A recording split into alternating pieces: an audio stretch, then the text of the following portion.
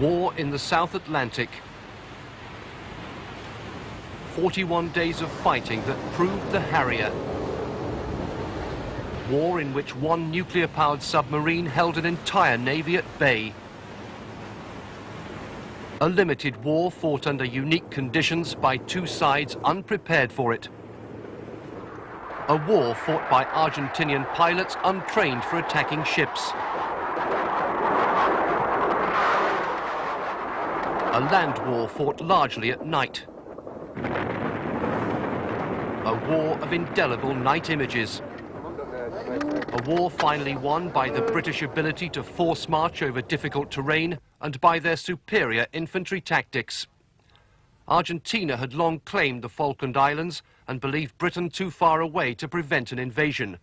Also at stake was possession of important areas in mineral-rich Antarctica, and Britain developed the longest supply lines of any war to retake the islands.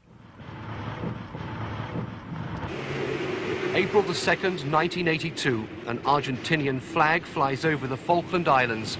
Argentinian Marines in their Amtrak amphibious vehicles begin the confrontation that brought the first war between so-called Western nations for 40 years. Operativo Azul, Operation Blue, was named for the sea, the sky, and the robe of the Virgin Mary, guardian spirit of the Argentinian forces. The invaders arrived believing they were liberating the Falklands from colonial rule. Local reactions indicated otherwise.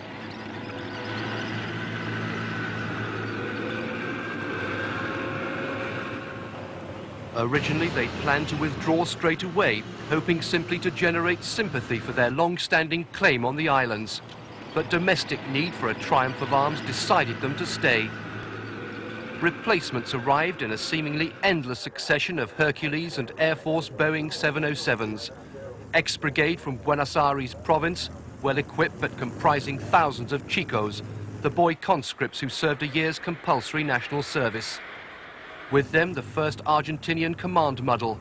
3 brigadier generals now vied for control. They also brought in squadrons of the deadly Pucará ground attack planes that had proved so successful in counter-insurgency roles. Tanks never featured in the eventual defense of Port Stanley. It would be a key to Argentinian tactics that their experience was as a politicized anti-terrorism force, unused to facing a professional army trained to NATO standards. Sure that Britain would do nothing, the Argentinians now withdrew the crack Marines who spearheaded the invasion.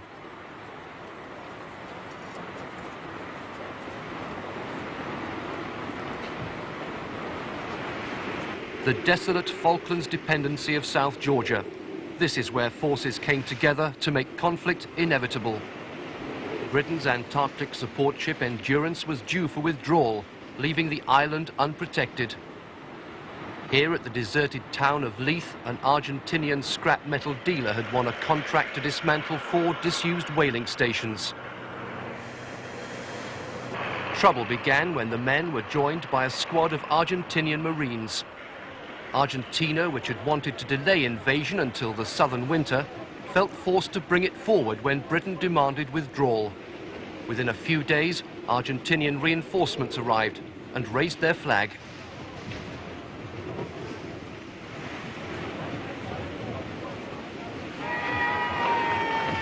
The ensuing conflict brought 2 quite different military commanders face to face.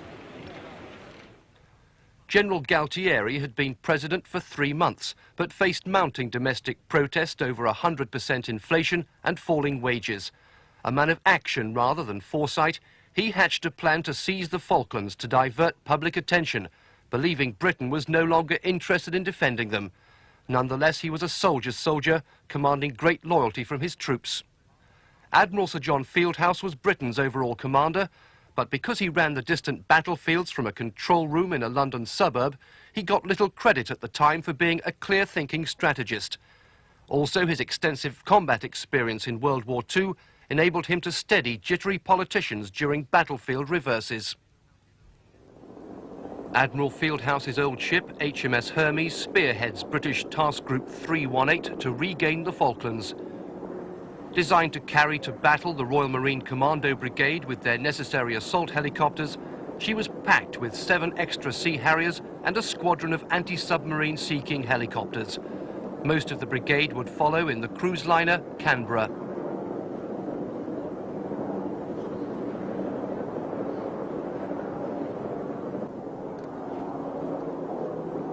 Sombre crowds bade farewell as behind followed the more modern cruiser carrier HMS Invincible. Instead of 5 Sea Harriers, she now carried 8, but the task group's 20 Sea Harriers would be outnumbered 10-1 by the Argentinian Air Force. A makeshift naval force boosted by the secret departure from Gibraltar of 9 warships from a NATO exercise. They included 3 modern T-42 destroyers. 2 HMS Sheffield and HMS Coventry would not return. HMS Plymouth would be at battle in just over 3 weeks. 3 other frigates included the more modern HMS Arrow, whose sister ships Antelope and Ardent would be sunk by Argentinian bombs. HMS Antrim would join Plymouth in retaking South Georgia, while sister ship HMS Glamorgan would withstand a land-based Exocet missile attack. Altogether, 52 seamen would die in these ships. Sir Galahad left Britain next day, her name now synonymous with the task force's worst disaster.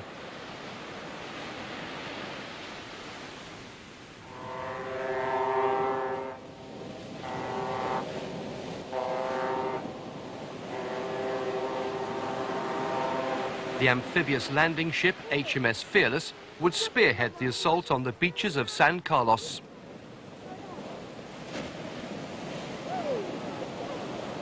The North Sea ferry Norland carried the 2nd Parachute Battalion to its decisive battles on the Falklands.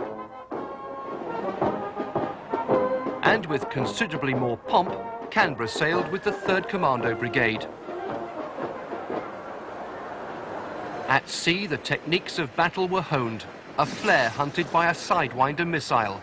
These would be a major success of the war, downing more Argentinian aircraft than any other ordnance.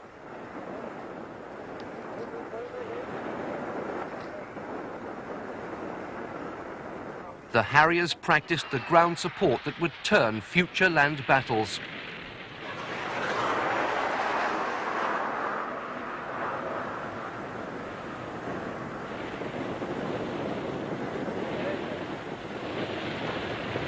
Deadliest of all, the cluster bomb. It broke Argentinian resistance at Goose Green.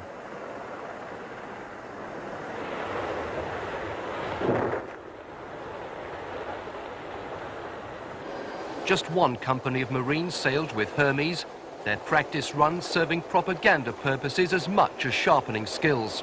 With a belt of 50 rounds, load up, ready, hit the point, out to sea, stand by, stop! Troops used up 37 years of practice rounds preparing for combat. Anti-tank rockets would be devastating trench clearance weapons. We probably have to face their Air Force, and I don't know how much they'll wish to use of it. I'm actually pretty confident that we've got jolly good systems for dealing with it. This is no sort of puff. We actually have some very good weapon systems and sensors in the force, and some jolly good aircraft, missile systems, all that sort of thing, which is well able to deal with that. It's been designed to do it. I think it's pretty good. I think they'd be very ill-advised to try and take us on, because they'll suffer some very severe losses. I would put our chances as being considerably better than the opposition's. Task Group Commander Sandy Woodward. He'd later described the conflict as a close-run thing. Ascension Island in mid-Atlantic, halfway to the Falklands and the vital staging post for supply and resupply. This was where the 100 ships of the task force could swap hastily loaded stores.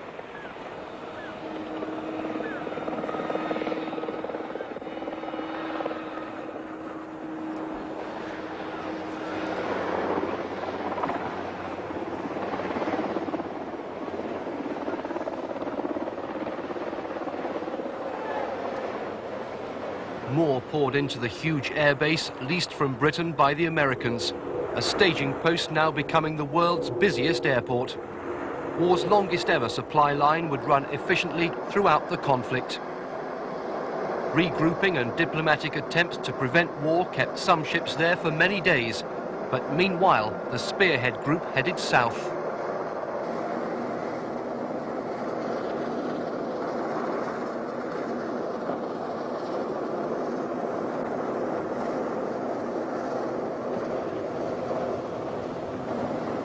Britain now imposed a total exclusion zone to deter Argentinian reinforcements and launched Operation Paraquet to retake South Georgia and increase pressure on the Argentinians to withdraw.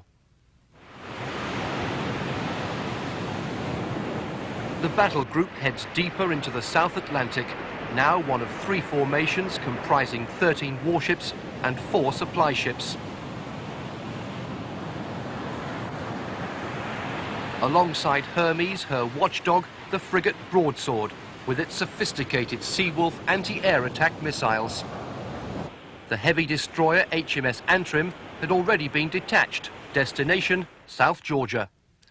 There, a barrage from HMS Plymouth, aimed into surrounding hills, ensured Argentinian surrender without a fight.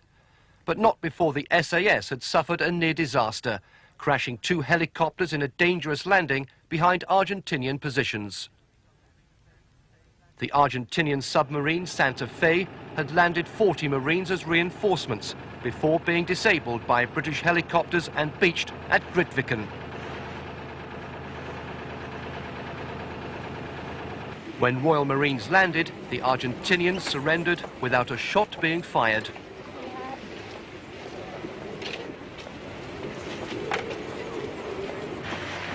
The British had regained South Georgia just 22 days after the Argentinians captured it. The first action of a war 7,000 miles from home had ended with 190 Argentinians taken prisoner, including the 38 scrap metal workers who started it all.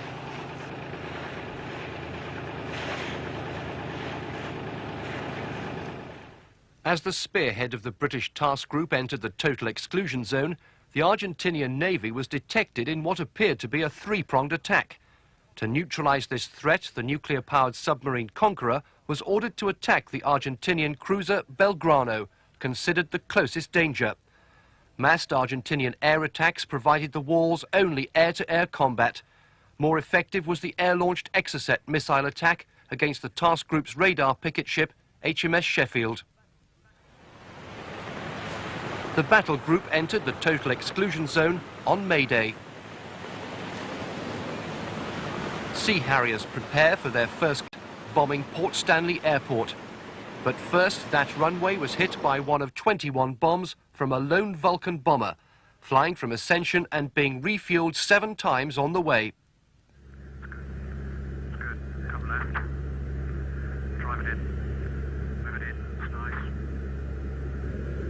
It involved coordinating a fleet of 9 Victor air tankers to refuel themselves, as well as the V-Force bomber. Operation Black Buck 1 was designed to prevent the airfield being used by Argentina's high-performance jets, confining them to mainland bases and severely limiting their effectiveness. Soon after the Vulcan turned north, the air controller on Hermes cleared his Harriers for takeoff.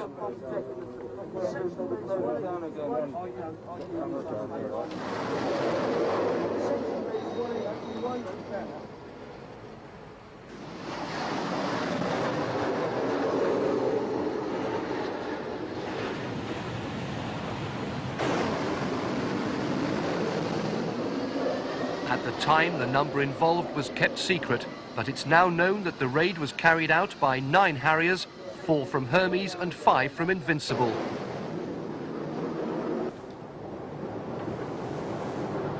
"160 miles further east, still dawn in Port Stanley. The Argentinian invaders had remained undisturbed here for 4 weeks. Then the Harriers swooped in.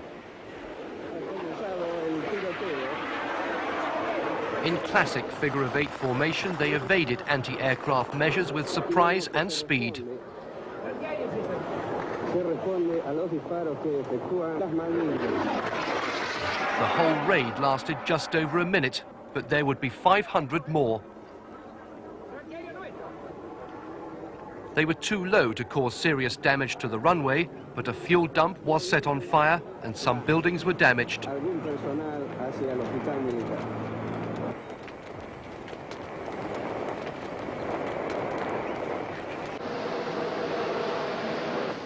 The Sea Harriers returned virtually unscathed and were landed quickly, being short of fuel.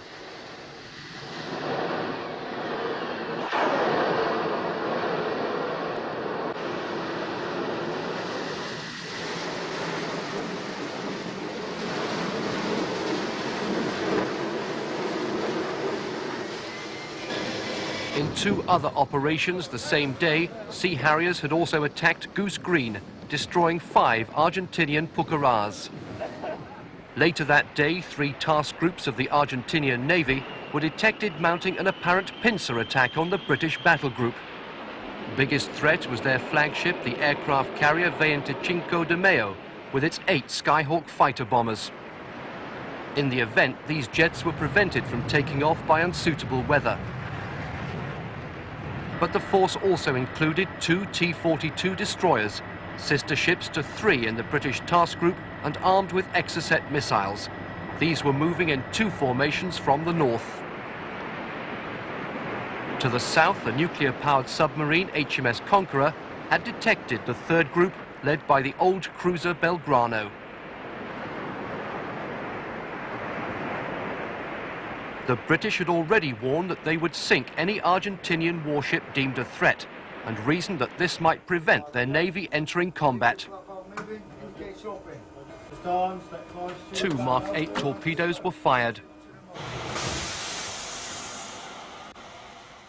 The Belgrano sank in 45 minutes with the loss of 368 lives, but the rest of the Argentinian Navy took no further part. Its Skyhawks transferred to shore to fight at ranges that put them at a disadvantage. Conqueror's skipper, Commander Christopher Reeford Brown, explained his action. She was a threat to the task force. She'd been steaming towards them, and I'd been watching her for a few hours beforehand, and under direct orders I went in and attacked her. I think by doing so, although there was obviously loss of life on her, which I regret, I certainly saved considerable loss of life from the British task force. May the 2nd, HMS Sheffield on the horizon and on fire, hit by an Exocet missile. Launched by air 20 miles away, it took 2 minutes flying at the speed of sound.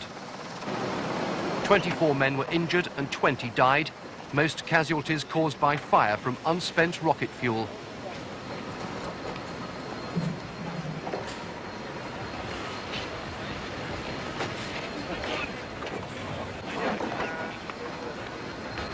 The human cost was the result of economies. These T-42s had been shortened to save money, leaving no space for the sophisticated Seawolf missile system. It had therefore proved vulnerable to air attack, despite being specifically designed for anti-aircraft picket duty. May the 21st, 7 weeks after the original Argentinian invasion, commandos of 3 Brigade began landing at San Carlos. They were unopposed. The Argentinians had been convinced Britain would land close to the capital, Port Stanley, as they had done. And as men and material continued to pour onto the beaches, the Argentinians were encouraged to believe this by a series of diversionary raids. In the anchorage itself, there was little room for naval escorts. Most remained out in Falklands Sound as the May the 21st gun line to protect the landings against air raids. Canberra would take all day to disembark her Royal Marine Commandos.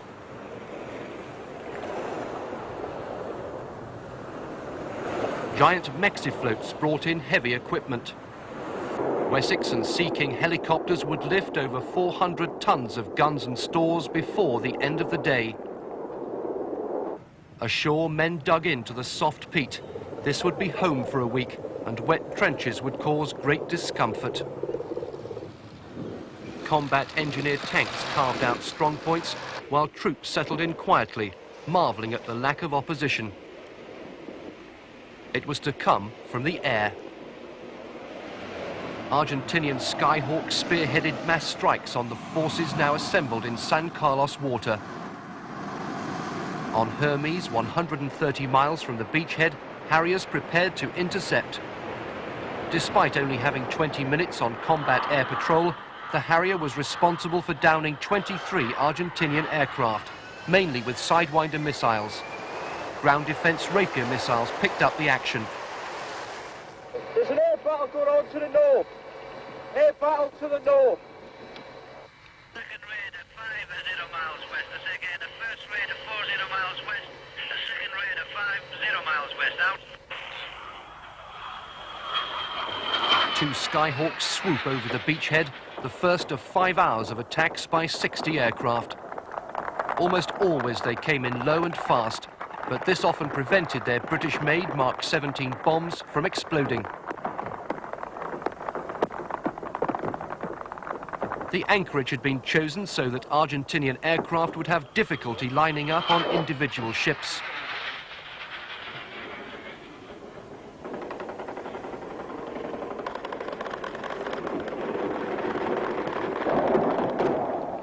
Canberra's near misses and those of other ferries speeded up offloading of troops so that civilian vessels could rejoin the carrier group, allowing more warships in to defend the landings.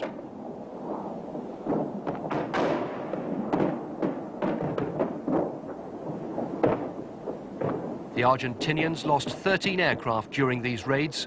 In the coming week, 130 further sorties would be launched by the Argentinians.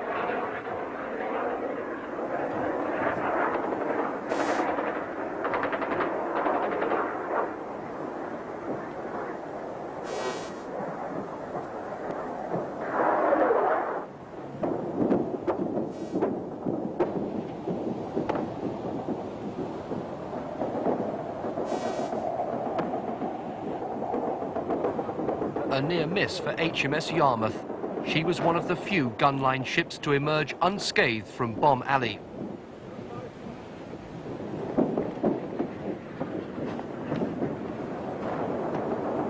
HMS Antelope was hit on May the 23rd.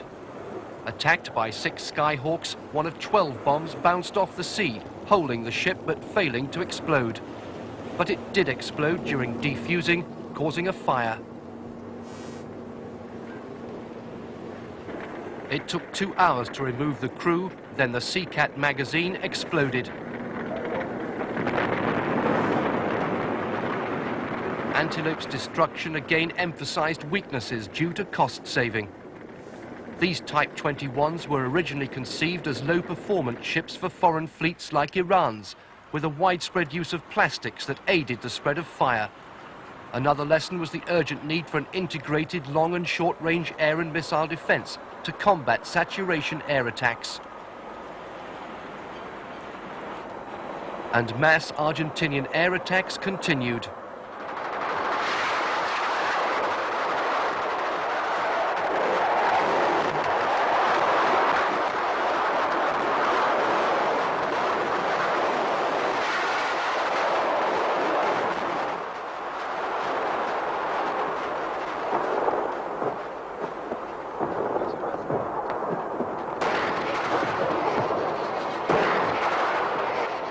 A Sea Dart missile hunts its prey before another attack homes in.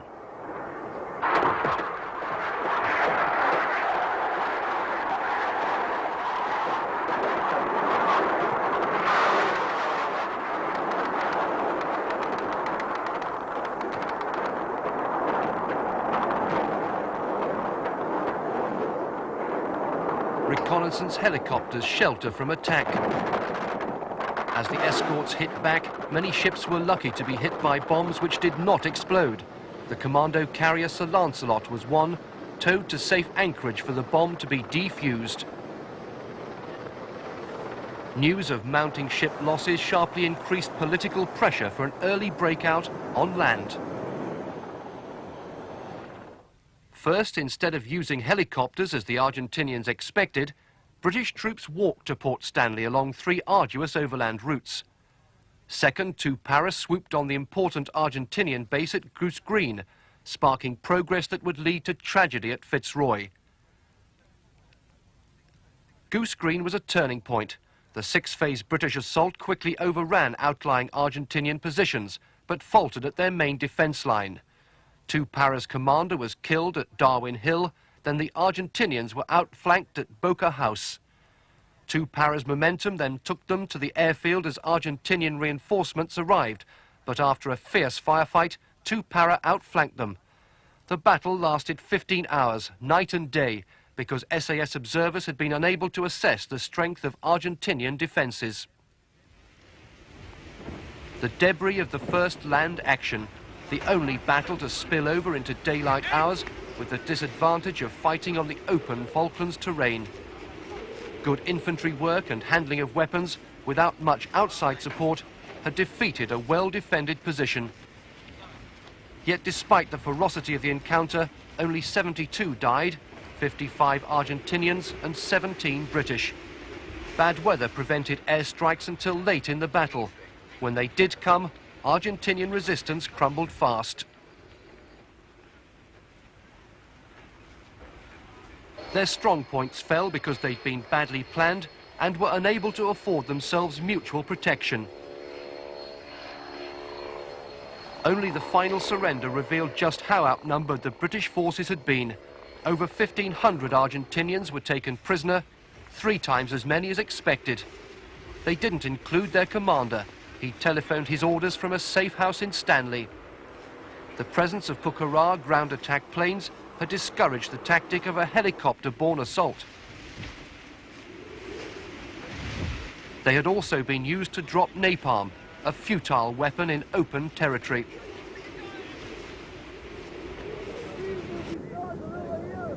To the north, 4-5 Commando had begun the long trek into the mountains overlooking Port Stanley. Loss of helicopter transports when the Atlantic conveyor was sunk made this forced march inevitable. The Commandos called it yomping. It was tough going. In the first 13 hours, they covered only 14 miles. Where it was not boggy, tufted grass turned ankles. Marching at night was even worse, especially for those at the end of a queue of 600 men stumbling over the uneven ground. Royal Fleet auxiliary ships braved air attack to speed supplies to the forward areas, while Marines again dug defensive positions. Sunday, May the 30th, the weather closes in to protect Canberra's return to San Carlos water to deliver 5 Brigade to the battlefield.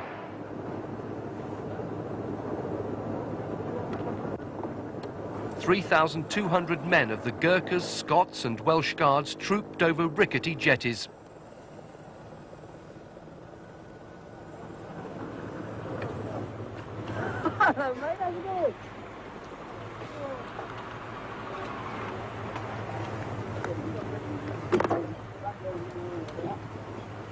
These men, representing the army, as opposed to the largely naval forces so far involved, would deploy through Goose Green to establish the southern front. The army's anxiety to get involved in the fighting alongside the Marines would lead to tragedy. Complete absence of Argentinian opposition would quickly lead them through Darwin and onto a place called Fitzroy. But behind the calm, supply lines were becoming desperately stretched. Any means possible were now being used to speed 5 Brigade into forward positions, matching 3 Brigade in the north. But to move troops and stores in sufficient numbers, bigger ships were needed, the commando carriers Sir Tristram and Sir Galahad. The island's coaster was not enough. At Fitzroy, clearer weather allowed Argentinian spotters a view of the new beachhead and the relaxing battalions. They called in an airstrike.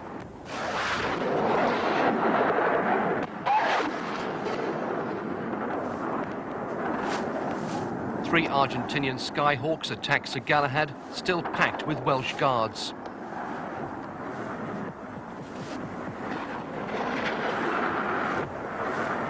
20 tons of ammunition exploded in the open tank deck, where most troops were concentrated.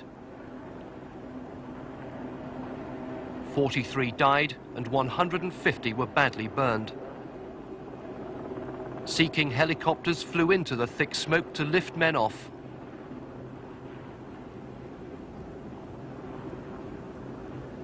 The guards had been due to sail onto Bluff Cove, and their commanders had kept them on board rather than face an overland march and separation from their heavy equipment.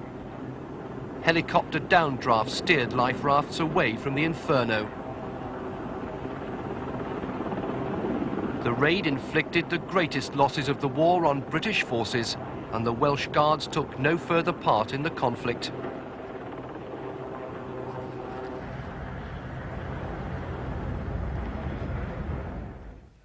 Despite the losses, British forces were now poised to move on Stanley itself from the highest ground. To do so, they fought their way through a series of mountain battles. These took them to the very edge of the capital, precipitating a sudden collapse in Argentinian resistance.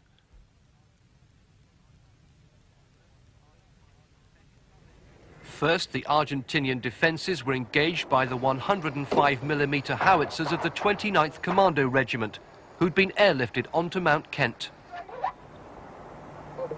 Initial targets were enemy hilltop positions outside Stanley, and they fired up to 500 rounds a day with an accuracy that played a strong part in the final collapse of Argentinian morale.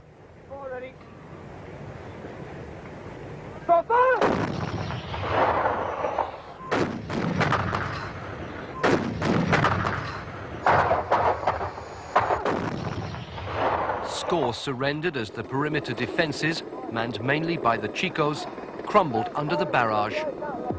From the south too, artillery homed in on Argentinian positions guarding the approaches to Stanley.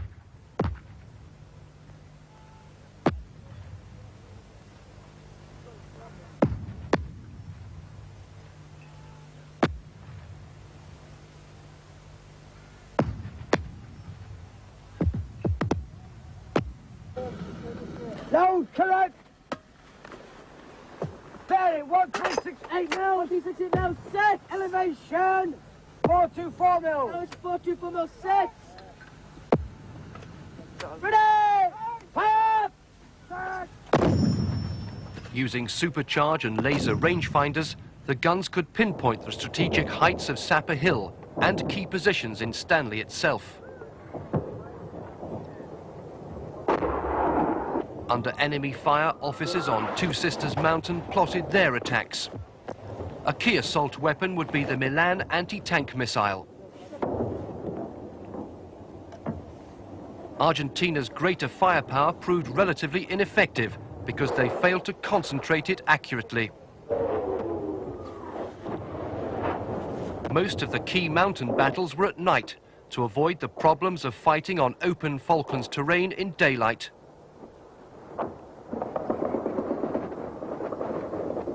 On successive nights, Mounts Longdon, Harriet, Tumbledown and Wireless Ridge fell in fierce infantry assaults. Suddenly, 25 days after the landings, Argentinian resistance broke, and the news passed rapidly along the columns of Marines negotiating minefields outside Stanley. We beat them now. No more opening fire. No more opening fire. No more opening fire. They had overcome 11,000 well-armed troops with better coordination and leadership, and better use of support weapons. We're make safe weapons. Not going to use it now. He's not got one at the spoke leg, have you? No. The British infantry assaults had been marked by excellent use of well-practiced tactics and initiative from non-commissioned officers. Once ashore, they never lost a battle. Yet, of forces numbering some 10,000 men, just 1,300 had come into frontline contact with the Argentinians, and they had won through by combining speed and aggression with the unexpected moves of indirect tactics. And this relatively small number took nearly 13,000 prisoners in a conflict that still seemed to some observers like two bald men fighting over a comb.